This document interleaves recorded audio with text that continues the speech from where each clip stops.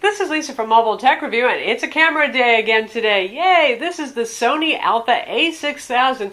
This replaces the NEX line of compact mirrorless cameras, and a lot of improvements inside. Much smaller, obviously, than competing digital SLRs. We're going to look at it now. Let's start off this review by making one point perfectly clear. This is a small camera, isn't it? This is the Canon 6D, Canon's smallest full-frame digital SLR camera. For comparison, wow, right?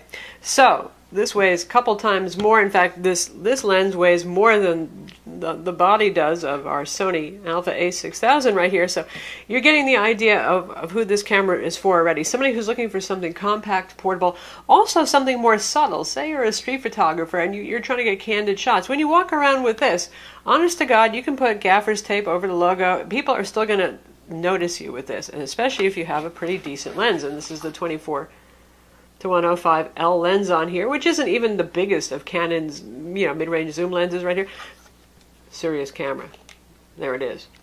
Now Sony knows that there are two buyers for what was called the Alpha NEX line and now is just the Alpha A5000, A6000 series. They know that folks buy these who are looking for a step-up camera. They had a point and shoot. They want something better than what their pretty decent smartphone can shoot. So they start looking at something like this. Well, then there's the other type of person who's more like the type of person that I am, and I bet a bunch of you are too. You're pretty enthusiastic about photography. You probably have a full-size digital SLR, whether it's an APS-C size sensor or it's a full frame, but that thing is just awful big and heavy on vacations. Again, like I said, if you want to do subtle street photography and not have everybody notice you, you carry this around, especially with Sony's relatively newer compact 16 to 50 millimeter zoom lens right here. It's a powered zoom, by the way, and nobody's even going to notice that. And it's so light. The body weighs 12.1 ounces. That's with a SD card, or you could put a memory stick in here, and with the battery inside. So really light, and obviously this lens, you can tell just from the size alone, no matter how high quality it was, it couldn't possibly be that heavy, but this is the kit zoom, so you're looking at a combination of mostly plastic, a little bit of metal, so not very heavy.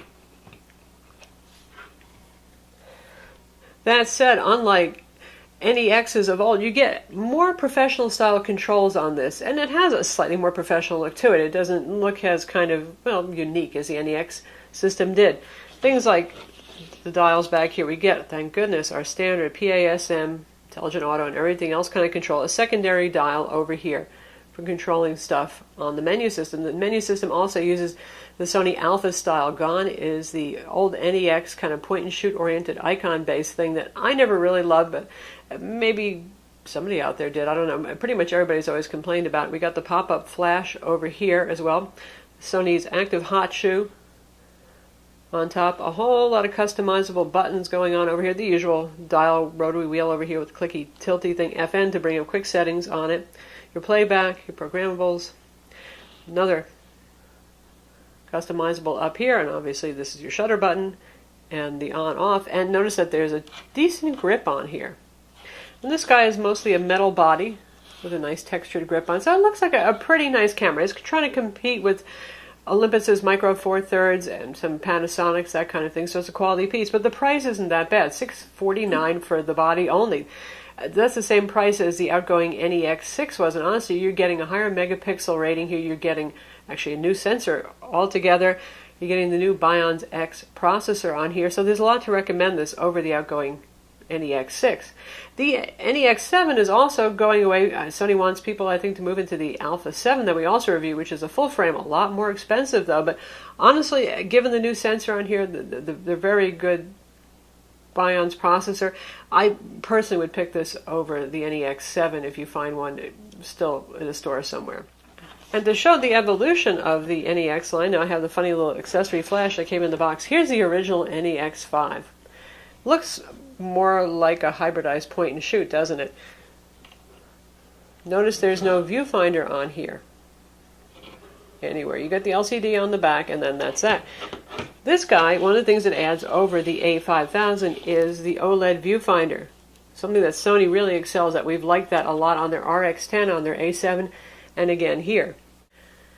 And that's a 1.4 million dot viewfinder. Yes, that resolution actually does go down a bit from the NEX6, NEX7, but you know what, it still looks pretty good. So I know some people are saying, how could Sony ever downgrade a spec on this? Well, considering that they're keeping the price at $649 and everything else got so much better, I think it's okay.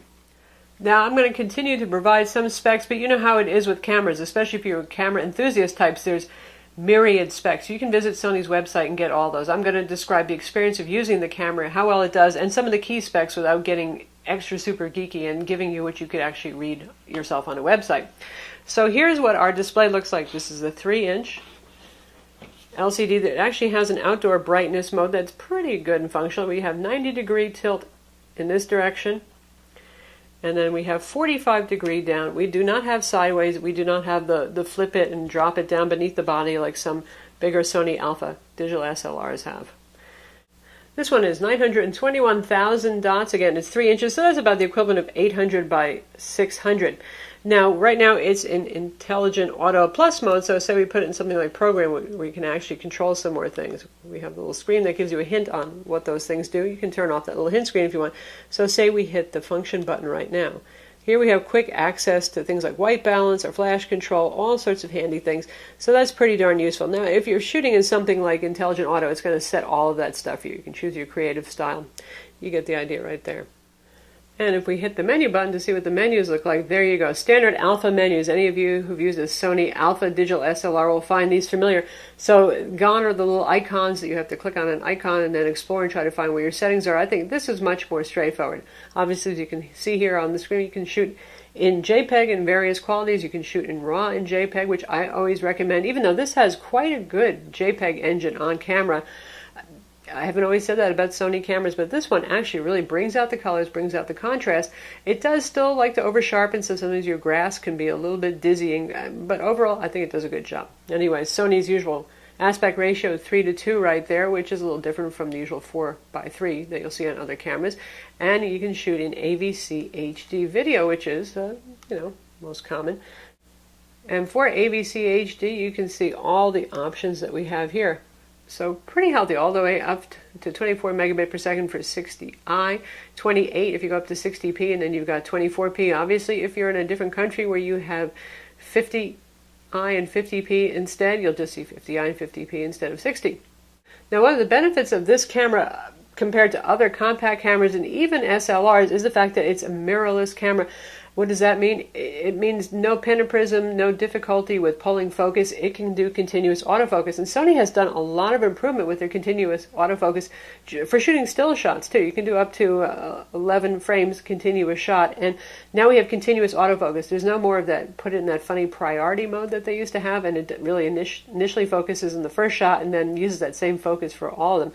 Now it really does continually autofocus. Likewise with video, they have always done a good job, and this is a fantastic video camera. Sony's pretty good at making dual purpose cameras where really both functions are almost equally important, I would say, to the design. So you've got continuous autofocus here. You don't have to pull your own focus. It doesn't hunt. It doesn't go all the time fiddling with the focus on it. Really sharp 1080p. It's quite good, and we're going to splice in some footage so you can see how it does, including some challenging shots of some ducks on the water, between the splashing of the water, which usually would create artifacting, and the movement. You get an idea. Really good for video.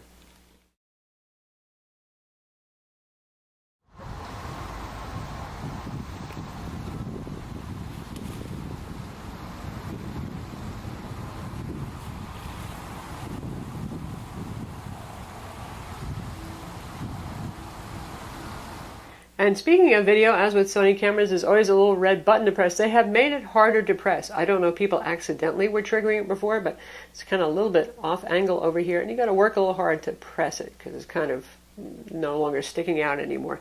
You can shoot in any of the modes that you want, or you can actually put it in movie mode if you want, and then you can change all of your settings, your aperture, your shutter, that kind of thing.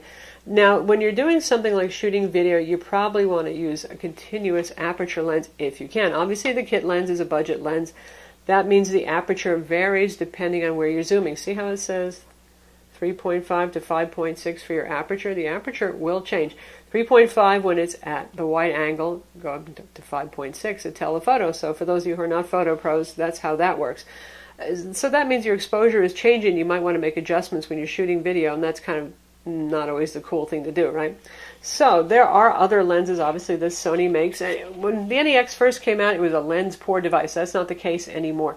They have about 15 lenses or so that are E-mount lenses, and this uses Sony's E-mount lens. You can also use the new FE, full-frame E-mount lenses if you want. It's going to change the focal length even more.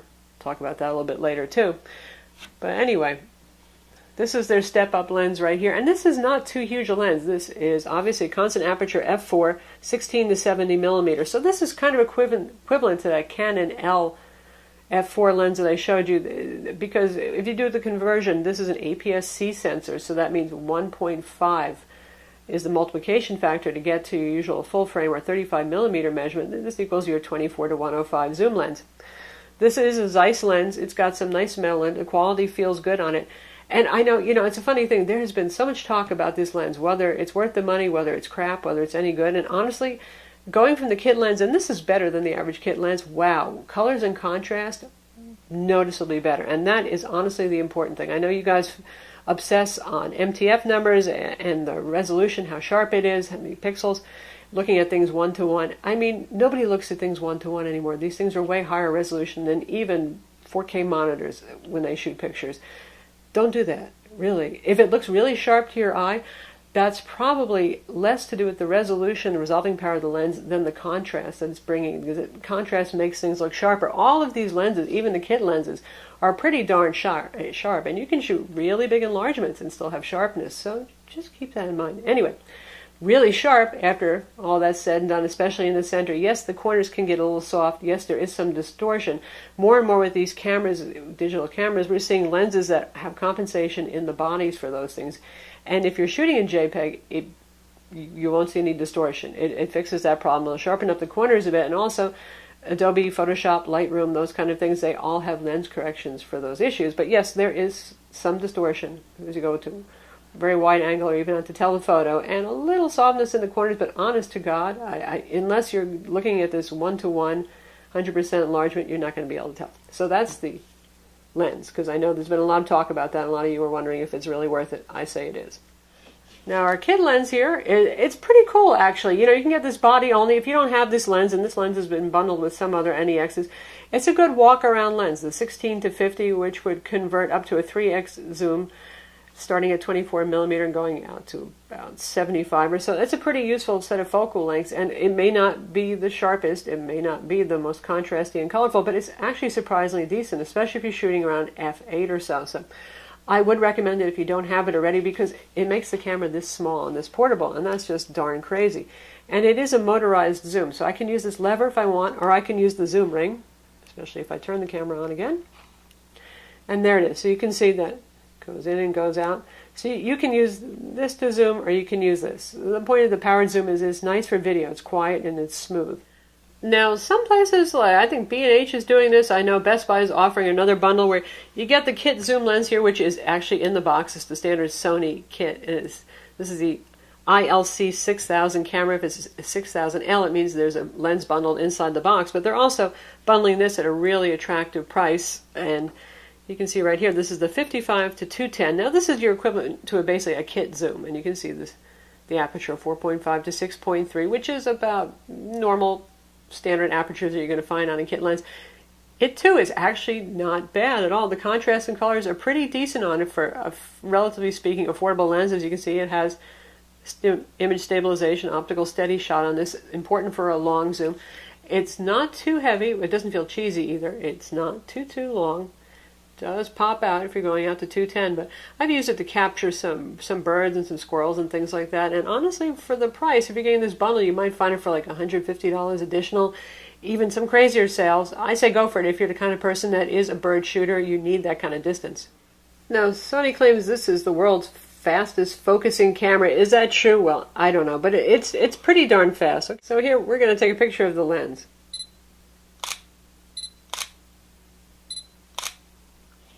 We're going to focus on something really close, which is the lens cap that's right over here, which you can do at wide angle. Yes, it's a fast focusing camera. 179 point autofocus. That's 179 point of phase detection. What's important, the coverage is improved to 92% of the viewing area. It used to be 50% on our older NEXs, so more points where it can actually use the phase detection autofocus, and has 24-point traditional contrast detection also. So yes, it's fast. Again, you got continuous shooting on here as well. So it's a quick camera, and there's no lens hunting, which is nice too. I've had some older Sony Alphas and even some of my Canon not so great lenses, and boy, you can get some serious hunting going on.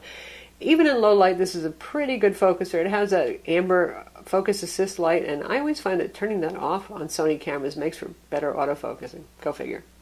As you can see here, it has Wi-Fi. It also has NFC, that's single band 2.4 gigahertz Wi-Fi. You can use that for image transfer. You can also use Sony's iOS and Android apps if you want to do some remote control of photo shooting, not video, but photo. As is labeled here, we have our micro HDMI, and we have a multi-connector AV connector combo USB 2.0. This can output clean HDMI up to 4K photo output if you want to do it to a 4K TV, obviously. So that's pretty neat and a pretty professional feature. Sony's been doing that a lot of their cameras lately that we've looked at. What it doesn't have is an audio mic jack, which is a real shame, because if you're starting to get more serious, and this has all the bells and whistles for some really serious video shooting, I wouldn't mind using this to do our videos, for example. You can't plug in an external mic. Now there are, again, for Sony's multi-hot shoe, there are mics that you can get that plug in here, but if you want something that's off camera, physically not sitting located right here, you're kind of out of luck, which is too bad. Camera does actually have a flash. That's kind of nice, and it's a little kind of nifty, delicate little devil right here. So I wouldn't abuse this thing. You can actually pull it around though and do some neat little bounce flash work, and it's just enough to act as a fill flash or to brighten up a scene. So it is actually helpful to have that. Obviously, you can get Sony hot shoe flashes if you want to. Now, as I mentioned, this is an E-mount lens, like it says right here, so you're going to use Sony E-mount lenses. You can also use A-mount lenses, which are for the bigger alpha SLRs, and they have adapters, the EA2, the EA4. Those are the two that you would probably want to pick if you want autofocus, and the EA4 supports contrast and phase detection built into the little adapter. Now, the thing with those things is going to make, well, your camera bigger. Those are pretty hunky adapters. It comes out to about here, blocky things. So I'm not too thrilled with doing that myself. I'd rather, if there's an E lens that exists that does the job for me, I would rather just get the E lens. And this is standard screw-on kind of deal right here. The usual release lever for your lens is right there, and then you just press that and unscrew it. And there we go. There's the insides of our camera. And that just screws right back on. This guy uses the same battery as previous NEX models, also as the Alpha A7 and A7R. Right there is your W Series 1080 milliamp battery. Sony says 310 to 360 shots, depending on whether you're using the viewfinder, which actually uses more power, or the back LCD on the. And guess what? Good news, since you can see this is the NP-FW50 battery. Pretty easy to find if you need spares, or if you're upgrading from another NEX and you have spares. Good times, you already have the battery. The charger's in the box, yay! Unlike the RX10 and the A7 that we reviewed, where there's a USB cord and you have to actually charge the battery inside the camera and not be able to use the camera while you're doing that, you get a charger in the box. So good times, you don't have to run out and buy a separate charger. And on the bottom we have a standard tripod pod mount right over here as well, of course. So how about image quality? Something this small, and honestly, believe it or not, for $649, that's pretty cheap for one of these mirrorless kind of interchangeable lens cameras, or even micro four thirds cameras. You might wonder, well, how good could it possibly be? It's really, really good. And we're going to splice in some photos for you to take a look at for yourself, but really stunning results. And those photos, by the way, are either rendered in JPEG in the camera or they're raw, and I have processed them pretty minimally, a little sharpness, a little vibrance enhanced, just a little bit. So I'm not doing crazy things with those images to make them look really nifty and great. And it has surpassed my Alpha A65, which is a compact digital SLR, that SLT kind of camera that Sony makes. Wow, that's pretty darn impressive. Is it going to beat my Canon 6D? Not quite, but there's a difference in the way the images are rendered. Sony has a kind of, I don't know how to put it, except for a cool, sharp, great for street photography kind of look to it, where Canon still has that warm, I want to be your portrait camera, or have really warm, full, colorful shots for sports, it's very great for that. So there's a difference in the way they render for starters, but obviously you're going to get even more resolution and detail, and particularly you're going to gather more light on a full frame camera. If you're talking about full frame, you should be looking more at Sony's A7 or A7R. But as competing with digital SLRs on the market, including some of Canon's better offerings like the 70D, it really holds its own. It's shockingly good. I'm very impressed. And a lot of that is the Bionz X processors, the software inside of here, mated with Sony's lens. They just really have done a very good job. Think of it as your little developer room guru or your Photoshop guru inside the camera, just getting really nice shots out of it. Intelligent Auto does a very good job most of the time. The HDR mode is pretty effective. It doesn't create milky, excessively kind of mid-grays kind of pictures. Overall, really, really impressed with this camera.